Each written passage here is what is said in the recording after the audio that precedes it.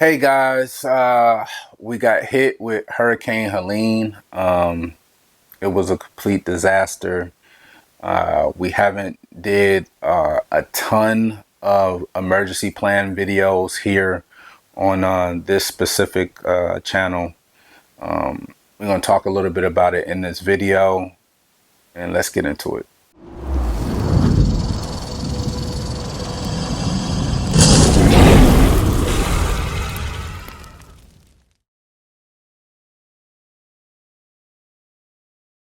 What's going on, guys? It's Will, Flawless Exotic Creations, coming to you guys with another video. This video is not going to be upbeat as normal. I'm going to try to give it everything I got for you guys.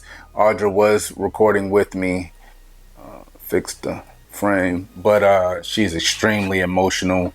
Again, we dropped part one about an hour ago over on Flawless Crested Geckos. We wanted to kind of keep the content separate for the people that's coming for the Crested Gecko content, as well as the ball python content. So this is going to be more tailored toward what's happening on the ball python side. We roughly are right at 95% back at where we need to be. Health wise, we're good. Infrastructure wise, we're good. This was devastating for, I watch my timeline. I have buddies I've been communicating with that are still going through it. Shout out to Rice Reptiles. I mean, wow, they're literally burning through 30 gallons of gas a day.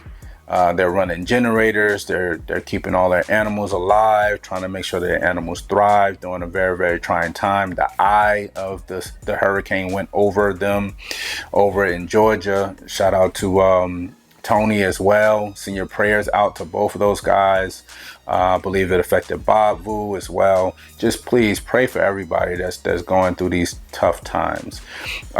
When the storm hit for us, we were actually in bed, sleep, and lost power. And my phone started going off. You guys know the vault is set up as a smart facility, and it was notifying me that basically there was no power. There was a power loss event. Audra and myself, we got ourselves together, went down and fired up the generator. But before then, we were looking out the window and the wind was blowing insane. We did a whole lead up of what happened in part one. Again, go check that out. Listen in over on Flawless Crested Geckos. But when everything happened for the snake side of things, we were thinking we had 6 clutches in the incubator.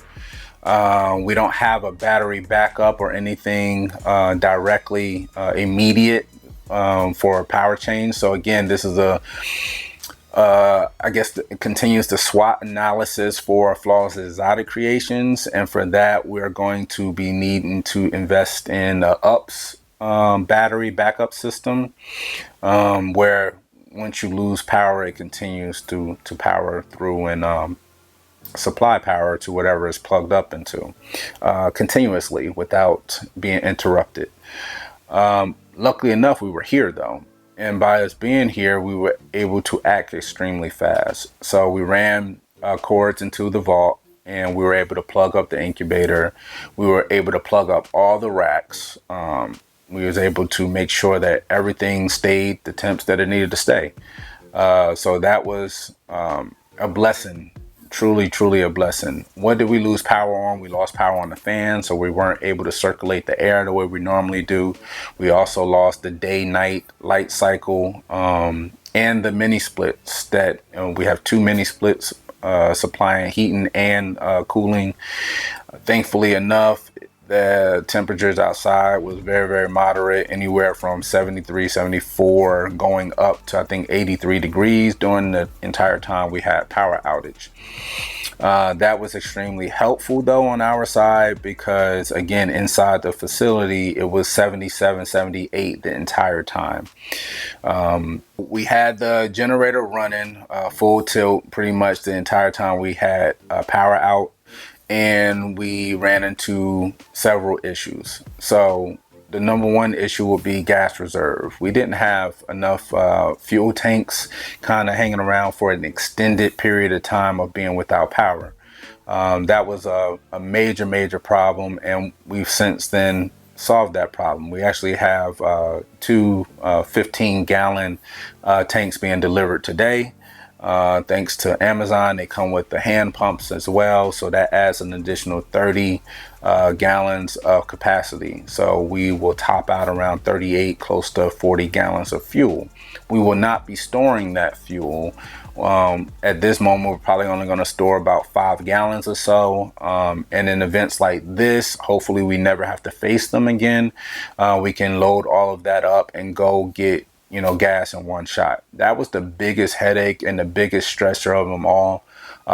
Having to load up, 8 tanks or 8 gallons, I'll say, a 5-gallon tank and 3 1-gallon tanks into your trunk and go, grab your firearms because you have to worry about your safety. It was literally like The Walking Dead outside. So you want to make sure you protect your family at all costs. People were fighting and arguing at the gas stations that were open. And I get it completely. Some big, huge organizations where it could be Love's, it could be QT, whatever your biggest gas stations are in your area. And they were not outside like directing traffic, which, I mean, how could they? We were going through a horrible disaster of an event. We were just thankful that they were being open, but people get desperate. Desperate things during desperate times. So people were arguing, people weren't happy, their needs weren't being met. It was really rough. Then you also seen tons of cars being abandoned on the side of the road because those were the ones that could not find fuel, couldn't get to fuel. Or on previous days, maybe they had already ran the fuel down far beyond where they should have. Food, we had food. We were able to keep our refrigerator going. We were able to cook ground beef, fish. We were able to grill. We picked up a charcoal grill on one of our gas runs because our propane grill was basically useless once we ran out of propane. Everywhere local had no propane. Everybody had charcoal though, which was extremely helpful. But nobody had charcoal grills. You had to literally drive and go find one. We had to drive out to areas that were not affected by the storm. And that was chaotic as well because they had entire road and entire highway closures heading out to certain areas. We have friends up in Asheville and in the Asheville area, and they were completely destroyed up there. So the sorrow that we have and everything that we're going through, everything we're going through doesn't even light a candle to what those people are going through. Please continue to pray for everyone that had any involvement in being devastated by Hurricane Helene. I'm lost for words at time. Again, Audra's reading her timeline. She's completely distraught. She can't even get it together to be able to get on camera. Again, we continue to pray. We are truly blessed. I did say in part 1 that during the storm, when it first kicked off, we heard a lot of booms, and that was actually trees falling in our neighborhood. There are tons of houses in our neighborhood with trees on them or in them. Both of our neighbors have trees on their homes.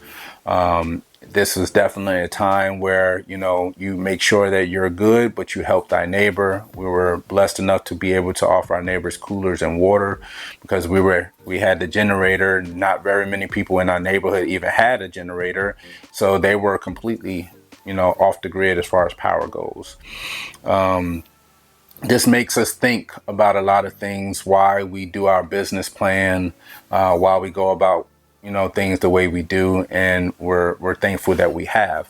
At the same time, we were even talking because we, was talking about going down and chaining up our generator because, again, good people do bad things, when their back is against the wall. You could not go buy a generator during this time. You were just literally stuck. And, it makes me wonder and think about the people older, or people who need some assistance when it comes to moving around and getting around, how they make it through such an event like this. So again, we are truly blessed compared to a lot of other people. I mean, the little issues that we ran into are non-issues. We did get down there. We did get the incubator on power. We did get the racks on power. We were able to, we had 6 clutches in the incubator. 3 are already cut, waiting for those to come out. So expect videos soon. But the other 3 clutches, we would have lost them if we weren't here. So battery backup needs to be next on the list to get that done, as well as a direct plug for the generator. I can see that being catastrophic for us if it was in the hot months or in the cold months. We would not have been able to power up our mini splits because I'm not an electrician.